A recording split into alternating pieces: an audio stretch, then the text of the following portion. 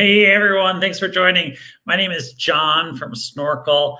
You sometimes probably get emails from me. I'm one of the co-founders of Snorkl and super excited to get to share more with you about the platform and dive into our 201 Snorkl webinar. This is the first time we've done a 201. We've done a 101 several times, and I think there's several people on this call I see already in the chat. Great to see you, Laura. Good to see you, Aaron. Chuck, great to have you here. Nicole, Aaron, Stella, awesome to have you all here. If you're just joining, feel free to drop your name in the chat and maybe where you're coming from. And if you've used Snorkl before in your classroom, I invite you to share as we go along. I'm going to share several of what we consider to be some of the best practices in Snorkl and some of the awesome ways that we've seen teachers using and leveraging the platform to get their students talking more and to get them more feedback. I put underneath this, the 201 title here, sort of jokingly, advanced snorkeling. And I say jokingly because we really started Snorkl with this idea that a snorkel is this simple tool that allows you to see a different world, allows you to see things differently. And we have a lot of fun with this metaphor of diving below the surface of student thinking, of again, looking below the surface. And yeah, it's also really simple. And so as we've built Snorkl, at the center of sort of our design philosophy has been this principle. If we want to make it super simple for teachers to get started to use with their students.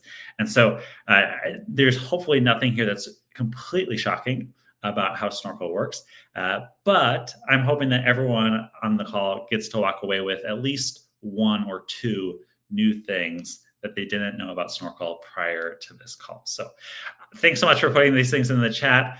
Steve, great to have you here. Melissa, Robert, Laura, I might say this wrong, Ianina Verna from Panama. Awesome to have you here in Panama.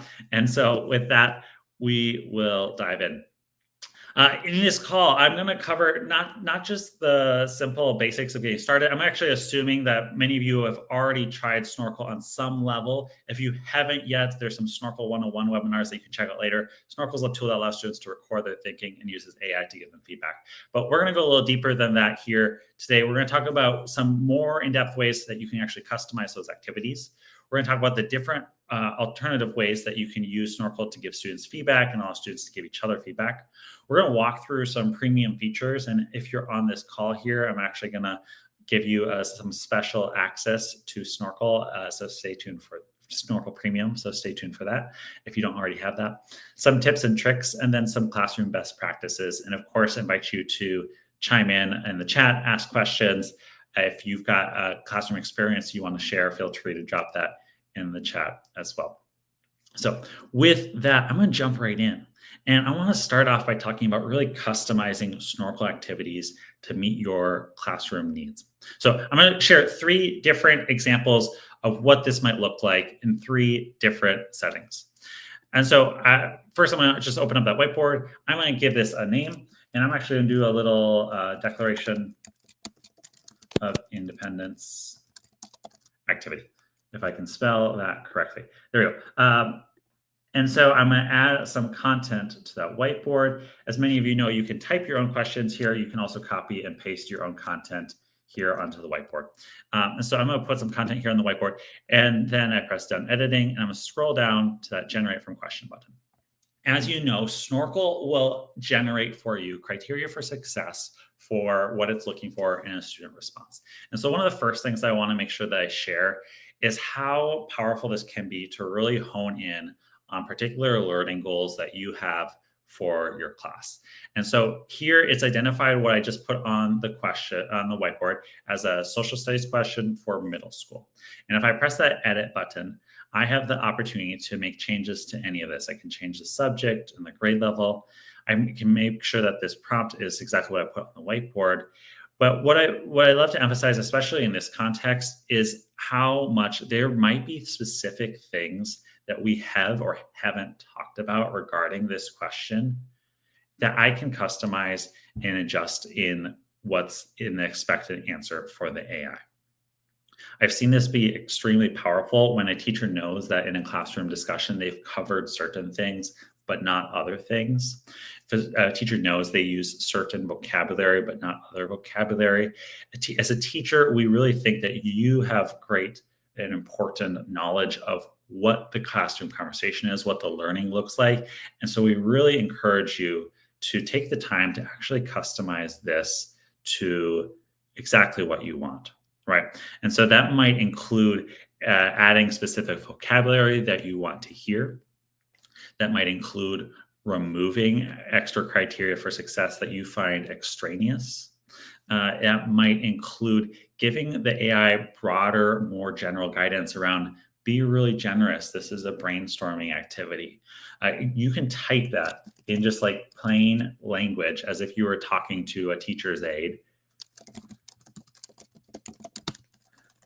And the AI will understand your inputs in those ways.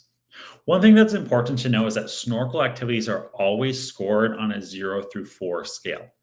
And so you can tell the AI, here's what a 0 is, a 1, a 2, a 3, and a 4, and give it a specific criteria and set up your own rubric in Snorkl. But Snorkl doesn't change the scale score outside of a 0 through 4 currently. It's a question we get quite often. It's something that we've definitely considered, and we're trying to balance like both the complexity but the versatility of the tool. So right now, all the activities are on that 0 through 4 scale, but you can customize what it's looking for at any of those levels. Jumping quickly back to the homepage, I want to share another example here with math. I'm going to add some math content to the whiteboard. Again, I'm just going to copy, paste, or actually drag and drop a question here to the whiteboard. This question, if you're familiar with your middle school math, probably it might immediately make you think of using Pythagorean theorem. That would be a pretty reasonable assumption to make here. And yet, one of the things that I've seen is really powerful that teachers have been doing with Snorkl activities, both in math and in science, and sometimes elsewhere too, is actually adding a language component or objective to the task, right? So if you look at this task right now, it's asking how high was the kite? And I would expect that students might talk through their response here and explain it. But what I might do to actually augment this task and make it even stronger and raise the bar for students is I might ask students to explain why you used the method that you did and justify that strategy. Now, I might use this because what I actually really want students to do is not just use the Pythagorean theorem, but I actually really want them to justify why is the Pythagorean theorem a really appropriate tool to use in this context. I'm trying to do it here using language that doesn't specifically name the Pythagorean theorem because I don't want to give away that as the strategy. But there are ways to augment tasks, give them extra language objectives, and then when you run that autofill or that generate from question button, the AI has that context to help set the bar for that student response based on everything that's on the whiteboard. So that's my second tip there is there's ways to really augment tasks with extra language objectives and really raise the bar for what you're asking for from students. One last example I want to give here as far as creating and customizing activities is actually has to do with using Snorkl for writing. When we started Snorkl a little over 3 years ago now, we started Snorkl with this vision of really getting students to talk and explain their thinking in math and science class. And Snorkel's grown to also include ELA content. Very soon, here later in the month of April, we're going to start rolling out social studies content in the library. So we're excited about that. Teachers can, of course, create their own as well. But one of the things that we have found is increasingly folks are using Snorkl to have students do some writing. And so I just want to briefly talk about some tips and tricks that I suggest to folks if they are using Snorkl for writing. So I'm going to make this a writing task. I'm going to go to that whiteboard, and I'm actually going to copy and paste a prompt here on the whiteboard real quick.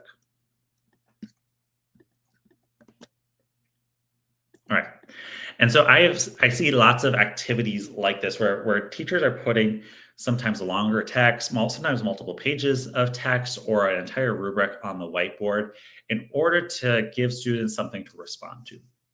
This is really powerful as far as giving the AI context on what's happening, but it also can create a challenge for the AI. And so I want to give some tips around this. When the AI does a visual analysis of the whiteboard, it's looking at everything that's on the whiteboard, what the teacher put on the whiteboard and what the student put on the whiteboard. And so what we've seen is if students are doing a writing activity in Snorkl, and they've got an extensive amount of text from their teacher and maybe a teacher rubric on there, and then students are adding their own text box and they're writing 3, 4, 5 paragraphs, what you get is a really, really large amount of text and context for the AI to have to decipher and understand. So what can be done? Well, this is something that our team is thinking actively about, and we're actually talking pretty frequently to teachers who are using Snorkl in their classes for writing to figure out even stronger ways to support this, things like embedding resources and some more exciting things that are in the future. But for right now, what can be done? Here's my suggestion.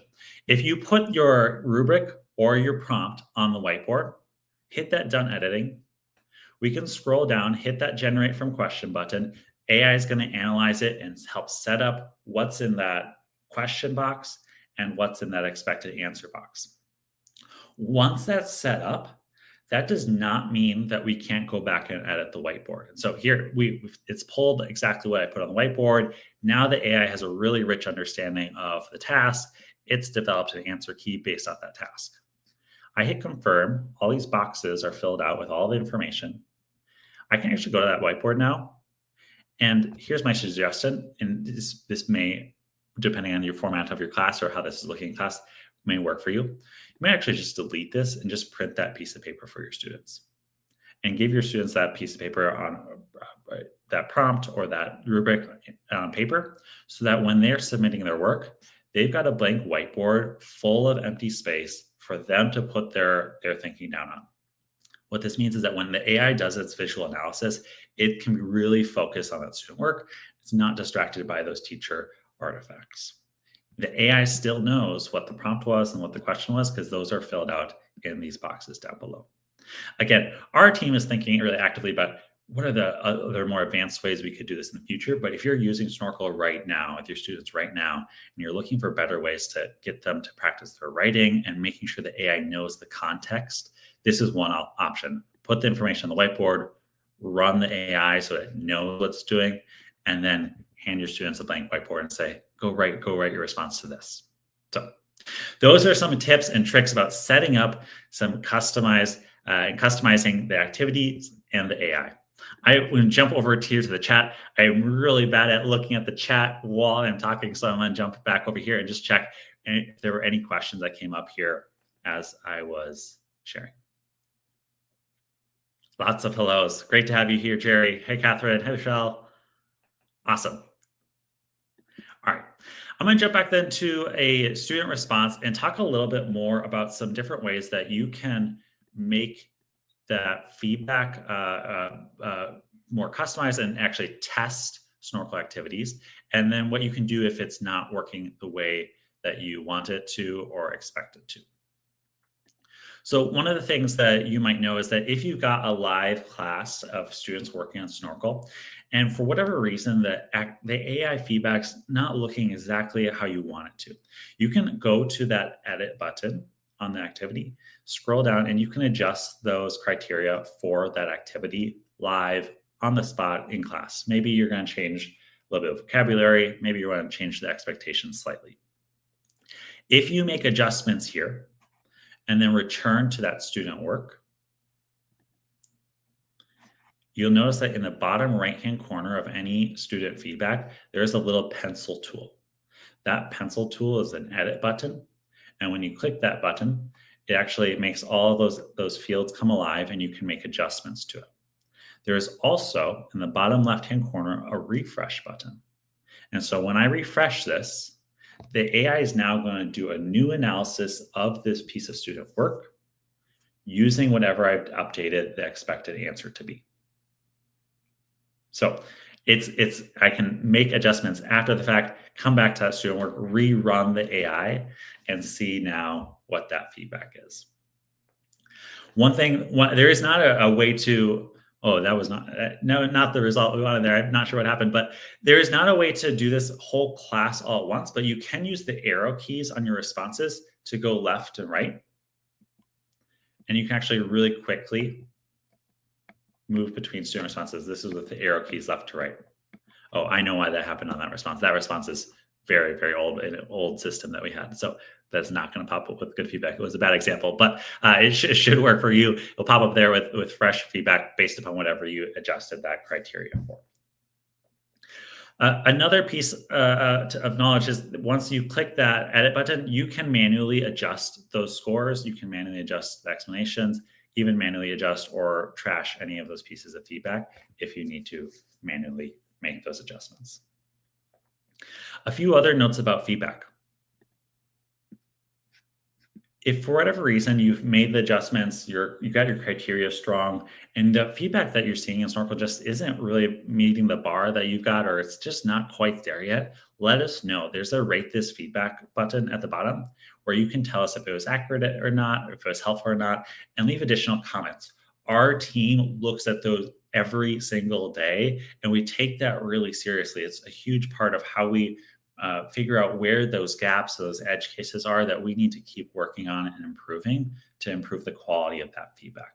And so if you take the time to let us know, it's definitely something that we're going to look at and know that we'll follow up so that we can make it better. Our team is constantly testing the latest models, releasing updates to the AI systems. We've done several major updates throughout the course of the year, and then every week there's little minor things that we do to help with different edge cases and really make sure that that feedback is consistent and is really strong. Two other notes about feedback. One is that you can actually leave typed comments, as many of you know, on students' responses, and you can actually record responses. So I don't know if you've seen this before, but if this is my piece of student work, my student Ariel has submitted this work, there is a little camera button here at the bottom that will actually give me access to her whiteboard as a teacher. I can use a highlighter tool and I can press a record button and I can say, Ariel, awesome job in adding 29 plus 29 and getting 58. This really crushed it, right? I can leave a voice comment to my students, a video comment, and attach it as a video and press that send button. And now students will see that on their canvas here and say like, hey, great job with your subtraction.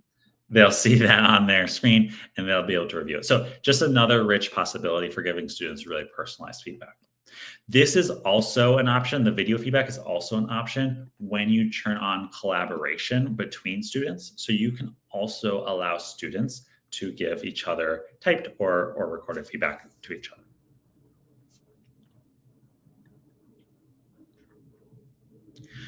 One other thing I want to mention here is that if for whatever reason you see a response that you want to get rid of or you want to delete, there is a delete button on any student piece of work. So in the top right-hand corner, under those three dots, there's a delete button. There's also a download button and a view whiteboard button.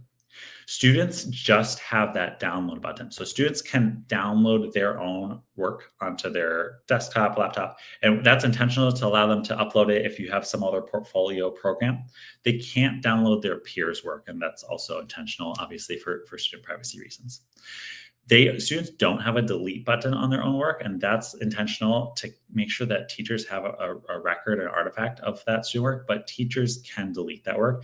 Teachers can also use that view whiteboard button. If for whatever reason the work that on your students' whiteboard is really small, you can use that to zoom in, go back and check out their work and see it with more detail. All right, I covered testing activities, rating feedback, deleting response, other forms of feedback, student feedback. Awesome. I'm going to come back to the chat, check in real quick, and then I'm going to talk about some more of the premium features in Snorkl. And again, invite folks here, if you don't have access to it, some ways that you can get access to it here. Awesome. Spanish teachers coming in strong. Great. Oh, other than verbally. Great. Yes. Okay, great. I'm going to talk more about the still response feature as well. So my email address is john@snorkl.app. I'm going to put it right here in the chat. And if you are on this call with us right now and you don't have access to premium, I'm going to show you some premium features right now. But if you don't have access to them yet, I'm also going to invite you, if you email me here by the end of this call, we will set you up with access to premium so that you can try this out. So that's my email, john@snorkl.app. Just good here for the next 10 minutes while we're on this call, but feel free to shoot me a quick message and we're happy to set you up. Let me dive into what is in premium. There's several things in premium. One of the biggest ones and most important is it's unlimited activities. This means that you can keep using Snorkl on an ongoing basis without having to delete any student work. You can continue to see student progress over time. There are two other features that are currently part of premium that are not on the regular access. And then there's a third that's coming later this spring. So the first feature that is really popular on the premium access is Snorkl Coach. You may have seen I sent out a message about Snorkl Coach just the other week, and I'll share it again right here. But Snorkl Coach is a tool that allows students to get extra support on a response. And we allow students to get that support before they've made their recording so that if they have questions, if they want to double check their work, they have access to that. Now, I will say up front, I know this from my time in the classroom, but also from talking to teachers, not every activity is the right activity to have Snorkl Coach on, right? If I'm using Snorkl for formative assessment, I might toggle Snorkl Coach off. But if I'm using Snorkl for homework or for a more open exploration, there's times where this can feel really appropriate. So Snorkl Coach is in the bottom right-hand corner here. It's really subtle. It's these little stars. And when Snorkl Coach is turned on, it gives students access to some tools that can do a lot for them. So it can read that activity out loud to them. It can translate it to them directly from the whiteboard, which is extraordinarily powerful, of course, if they are new to country. And they can ask it questions. And Snorkl Coach is going to prompt them back in the form of questions, but it can actually see their whiteboard. And so as they are working through it, I can start actually showing my work here. And Snorkl Coach can see what I'm doing on the whiteboard and in the chat to interact with me, support me, and coach me through it. There is a microphone button here, so I can actually record my thinking with Snorkl Coach and use it with audio. And then you'll notice that when Snorkl Coach is open, the record button has disappeared. This is really intentional. When we really believe that for students to internalize what they are doing, we really want them to have to synthesize it and put it in their own words. And so when students are done interacting with Snorkl Coach, they click end, and then that record button reappears. They can record, and Snorkl Coach disappears. I really truly believe from years in the classroom that a conversation that students have in the chat is probably not going to get encoded into their long-term memory if there's not enough friction there, if there's not enough productive struggle. And sometimes students bring that naturally, sometimes they're ready for that, but oftentimes we really want to ask our students to do more with what they got out of that chat. We want them to share it. We want them to synthesize it. And so Snorkl has this built-in tool that then goes away, and then they record authentically their own voice, their thinking, and they submit it and get that response and get that score. So that's the basics of how Snorkl Coach works. Again, it can be toggled on or off depending on your use case and your need. One of the other premium features is the ability to make whiteboard only activities. And so going back here to the classroom, I'm going to go to edit. You may have noticed this before when I was setting this up. On premium accounts, you have the option to toggle between whiteboard recordings, which are with audio, and whiteboard only, which is without audio. This we have found to be really powerful if you're using Snorkl a lot for writing assignments. Snorkl is pretty good at reading students' typed text on the screen and can give good feedback on that. And you can remove the audio from the equation if that's not part of what you're trying to accomplish in class. In math class, we really do recommend the whiteboard recording, and for two reasons. One, for pedagogical reasons. We just think it's so powerful and important for students to talk out loud about their math thinking. But two, math is much more reliant on the AI interpreting students' handwriting. And AI interpreting student handwriting is strong, and it's getting better all the time, but it's not perfect. It's really strong and it's really good with the handwriting and the audio together. And so that's how we often present Snorkl. This is a tool for students to talk and explain, show and explain. And so there is the option to toggle off the audio. In math class, we really do recommend using that audio just because it captures so much more of the student's thinking process. It allows for more specific feedback. And again, just gets students talking more, which we find super valuable, super powerful. That's the whiteboard only feature. We talked about Snorkl Coach. And the third premium feature that's coming soon, later this spring, is we're adding school and district libraries so that you'll be able to share activities within your school or your district right within the platform. As many of you know, within the My Library tab, you can already share activities by clicking those three little dots, and you can share any activity that you've created with your colleagues. You can post it to social media. You can put it in an email or a Google Doc. Coming soon will be the option to actually share it within the platform to other folks in your community. A couple of tips and tricks and odds and ends here.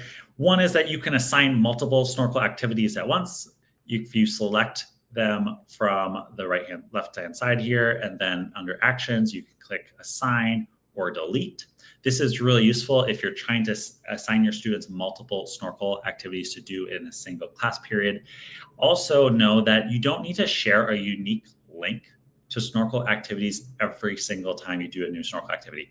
When students first enter Snorkl, they will access that activity and be added automatically to the class roster for that class. And that means that anytime they come back, they can see any of their new activities. It's actually quite simple on the student side to navigate between activities. And so if you just share one link, students can get to all of their activities on their end. I was going to mention this before and I forgot. And so let me mention it right now. If I create an activity, make sure these are ones I created here. Great. And if I make edits at the turkey trot, I don't know if any of you participated in the turkey trot back this last fall. If I make edits to that activity, I am making edits currently to the copy of that activity that's in my library. Really important to note that when I assign this activity to my classes, I am assigning a copy of that activity. And so if I make edits right here, it is not going to change it in all my classes. There is a little button up in the top right-hand corner here that's sync. And this sync button will let you sync all of your other activities to match this master copy, or vice versa. You can go from that class back to changing the master copy. So I'll say it again. Anything that you create and assign from the My Library section, you're assigning a copy. If you make edits to that copy, it doesn't change the other copies in the other classes. It doesn't change the master copy. But that sync button will make those all sync so that they will all be the same. This allows for you to differentiate classes. You don't have to sync them. You can make them all different. You could differentiate classes. You can also assign Snorkl activities to specific students within a class. And so you'll notice here on the right-hand side, there's a pencil tool. And the pencil tool allows you to select individual students within that class instead of assigning to the whole class. So this is also an option. All right. The last thing I was going to mention here for tips and tricks is that you can add co-teachers to a class. And so if you've got a class that you've created, underneath the class name there, you'll see there's an add button, and you can add a co-teacher.